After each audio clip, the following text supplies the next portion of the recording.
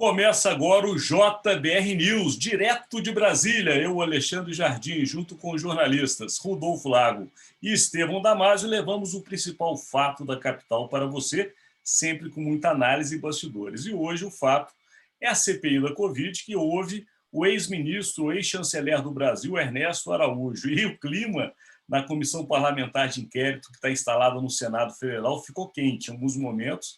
Inclusive, agora, quando estamos gravando este conteúdo, ela está suspensa para ver se esfriava os ânimos ali de um bate-boca que houve entre os senadores Otto Alencar, também o senador Girão e Randolfo Rodrigues. Enfim, foi um bolo, um rolo danado. De qualquer maneira, os nossos analistas vão agora explicar para você o que envolve essa comissão parlamentar de inquérito. E eu falo contigo, ao final, porque eu tenho uma informação que vale a pena esperar até o último momento, a aposta do ano. Vamos lá, Rodolfo Lago.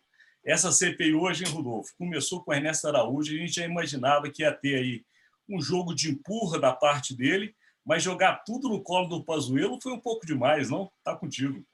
Parece que a estratégia é um pouco essa, né? O ministro Pazuello acabou obtendo lá do ministro do Supremo, Ricardo Lewandowski, um habeas corpus que lhe garante a possibilidade de amanhã ficar em silêncio diante de qualquer coisa que possa incriminá-lo.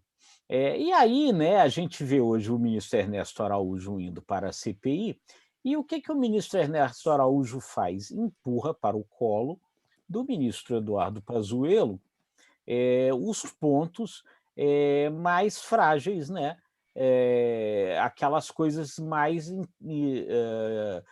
complicadas, mais incriminadoras, né? Eu acho que o ponto mais importante de tudo que aconteceu hoje, Alexandre e Estevão, está relacionado com a discussão a respeito da adesão do Brasil ao consórcio internacional de aquisição de vacinas, o COVAX Facility, né?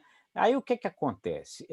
Houve duas reuniões do consórcio COVAX Facility, das quais o Brasil não participou, das duas primeiras reuniões, em abril e maio do ano passado. Ignorou as reuniões. Veio a participar daí da reunião em junho, a primeira que o Brasil participa. E aí, na hora o Brasil tinha a possibilidade de adquirir ali, a partir do consórcio, o equivalente a 50% da população brasileira de vacina. E optou, sabe-se lá por quê, porque até agora ninguém explicou, optou por entrar só com 10% da população brasileira. Estava sobrando vacina, né? Tem vacina à vontade, né? Para todo mundo, então dá para entrar, né? Quer dizer que é um negócio completamente inexplicável, né? Quer dizer, o mundo inteiro nessa corrida, você tem a possibilidade de aderir para vacinar através do consórcio metade da população, e você diz, não, só quero 10%. E aí, perguntado sobre isso, primeiro ele ficou enrolando, não respondia, né? Precisou o senador Renan Calheiros dizer para ele: eu estou lhe fazendo uma pergunta muito objetiva. Por que o Brasil aderiu só a 10% quando poderia ter aderido a 50%? E aí ele pega e diz assim: não, isso aí não foi o Itamaraty, isso aí foi o Ministério da Saúde. Então, amanhã, quando o ministro Pazuello, o general Pazuello, sentar ali naquela cadeira, munido do seu habeas corpus, isso certamente vai ser perguntado para ele: general Pazuello, por que diabos o senhor abriu mão de 40% das vacinas do consórcio COVAX Facility? Queremos saber. E aí ele vai responder da forma mais subjetiva do mundo que ele está sendo incriminado se ele responder e fica calado. Porque é tão subjetivo. Como é que se determina o que incrimina e o que não incrimina se a pessoa que julga é justamente a que está sendo perguntada? Pois é. Mas aí, se ele amanhã recorrer a esse benefício que ele ganhou, já é a resposta, né? Já é a resposta.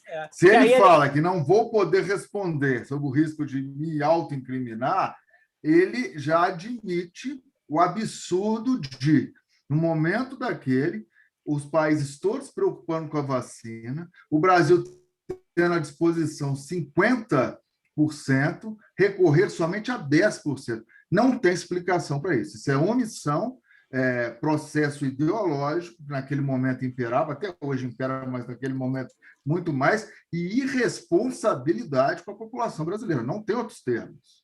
Estevão, você coloca um ponto que eu queria também saber de você, porque durante agora essa primeira metade do depoimento ficou claro essa questão novamente, né, da disputa de quem agiu corretamente, ou seja, se o governo agiu com responsabilidade ou não.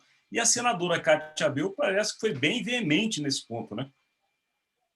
A senadora, é óbvio que ela veio com uma mágoa desse tamanho com o ex-chanceler, a quem ela insiste, de forma irônica, de chamar de ex-Ernesto. Né? Ela chama de ex-chanceler, ex-ministro, e no final ela fala ex-Ernesto.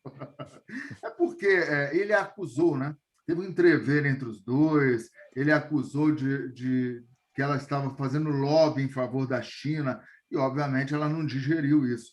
Mas ela desmontou o Ernesto Araújo completamente, porque a partir do momento em que ele nega que tivesse criticado, provocado a China, ela desfilou ali aspas, reportagens, né? Posicionamentos que todo mundo já conhecia. E o ex-ministro das Relações Exteriores, ele estava mentindo à CPI. Ficou provado isso. Porque, como o Rodolfo disse, parece que quando eles estão fora do palco da CPI, eles são leões. Né? E quando entram no palco da CPI, será que eles vão ficar bravos? Viram tchutchucas. Eu tenho que recorrer àquela celeuma entre o filho do Zé Dirceu e o ministro Paulo Guedes, né? Porque fora são leões, entram no palco, viram tchutchucas. Eles não admitem em nenhum momento que provocaram-se a China, cunharam o termo comunavírus, né? Foram até além do termo cunhado pelo ex-presidente Trump. Então, é inegável que o governo está caminhando para um desfecho muito ruim na Comissão Parlamentar de Inquérito, né? Por mais excessos que alguns membros venham cometendo, e nós já frisamos aqui, um deles, o relator, que por várias vezes, e o próprio presidente, né, ambos ali, parece que eles realmente estão torcendo, então eles não conseguiram ainda o ponto de equilíbrio. Mas é inegável que essa CPI já começou recheada por um conjunto probatório muito robusto. Né? A primeira CPI, o Rodolfo se debruça sobre a história do Congresso, ele sabe muito bem, e nos ajuda aqui com isso. Eu não me lembro de uma CPI que tenha começado com tamanhas provas, um farto material para colocar o governo em maus lençóis. E o governo não consegue reagir. Só fica o Eduardo Girão, senador, né? Já foi até a postura dele de pressionar para que o outro lado seja ouvido, eu concordo com ele, mas é uma defesa muito capenga. O governo não consegue se organizar na CPI. Estevão, você tocou no ponto, eu queria, nós temos um pouquinho de tempo, saber a sua opinião e também do Rodolfo Lago, que é justamente sobre isso. Ficou muito claro essa postura do Girão. Ele quer trazer para a CPI, até porque é um dos argumentos de criação, a questão da investigação sobre as verbas federais. Hoje, o Aras, que é o Procurador-Geral da República, enviou à CPI as investigações contra 5 governadores. E a pergunta que eu queria fazer a vocês dois é a seguinte: vocês acham que essa pauta vai caminhar? Pode ser Estevão, depois Rodolfo. Olha, eu acho que tem que caminhar, porque senão, vindo do Procurador-Geral, aí se a maioria independente, opositor ao governo, barrar, sentar em cima, engavetar esses pedidos, aí eu acho que a CPI vai ficar muito mal do ponto de vista político. Então, eu acho que é interessante, sim, nos debruçarmos, ouvirmos governadores. Eu acho que ninguém está imune a uma investigação, muitos dos quais já estão sendo investigados pela própria Polícia Federal. O problema é esse, né, que já foi suscitado esse debate na CPI. Você não pode convocar alguém da Polícia Federal, porque as investigações correm sob sigilo. Eles até são amparados pela legislação. E eu não sei qual o poder da CPI que não seja o de desgaste político, de repente, convidar governadores para se sentarem à mesa ali. Mas eu acho que a CPI tem que tomar alguma providência com relação a esses pedidos do Aras, tem que encontrar ali um meio termo, para não parecer que o foco é somente desgastar e tirar a reeleição do presidente Jair Bolsonaro. E sua opinião, Rodolfo? Não, eu acho que enfim, a CPI vai entrar nessa investigação, até porque a gente precisa lembrar que foram aglutinados os dois requerimentos, né? Do Randolfo Rodrigues, que investigava o governo federal, com o do senador Girão, que pedia para investigar os repasses federais para os governos. Acho que vai investigar.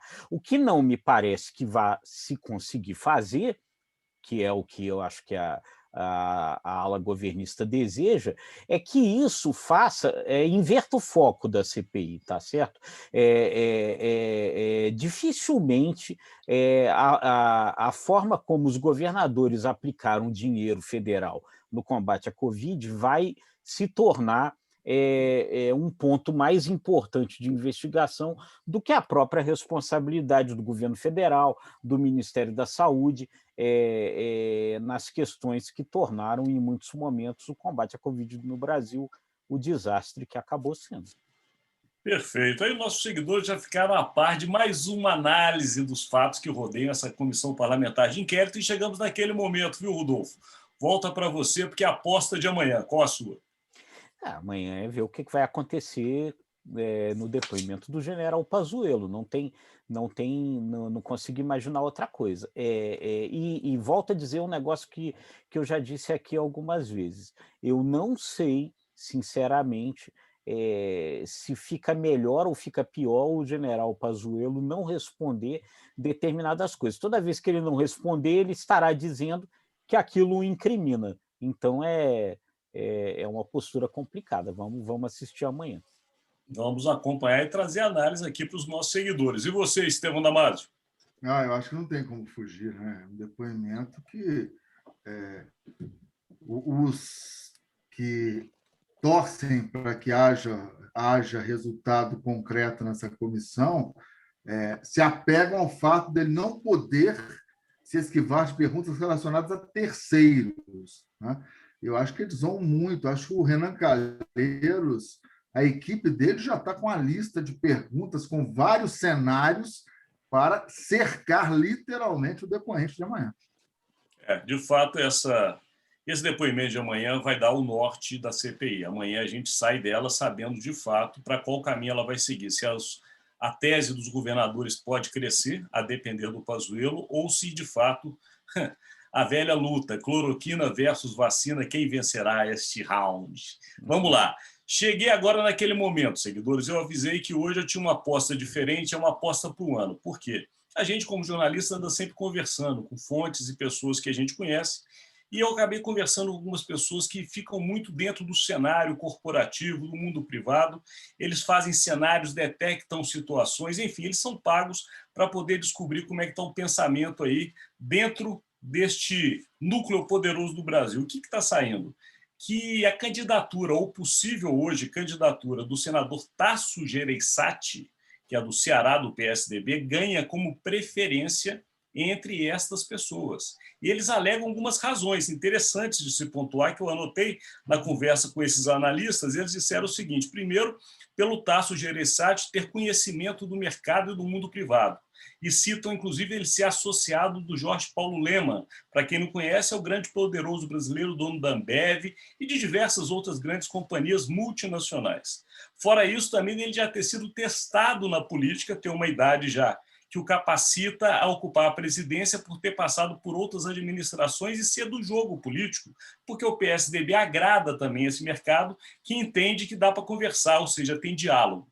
E, por último, o mais interessante, Rodolfo Lago e Estevão Damasio, é justamente pela idade do Tasso Gereissati, porque o mundo empresarial, corporativo e também financeiro está incomodado com a reeleição. Olha que fato interessante saiu dessa pesquisa, porque eles veem a reeleição como um fator de atraso ao desenvolvimento, porque os governantes, sejam eles quais forem, quando viram presidentes com possibilidade de serem reeleitos, praticamente metade do governo é dedicada a esse projeto e se perde muito em desenvolvimento do país. Então, eles pedem a volta de um mandato anterior a 88, que era de 5 anos para o presidente, sem possibilidade de reeleição e, para concluir na visão deles, o único que teria condições de fazer isso, justamente pela idade que tem, é um octogenário, seria Tasso Gereissati. Portanto, vamos observar. Essa é uma aposta do ano que começa a crescer, meus amigos.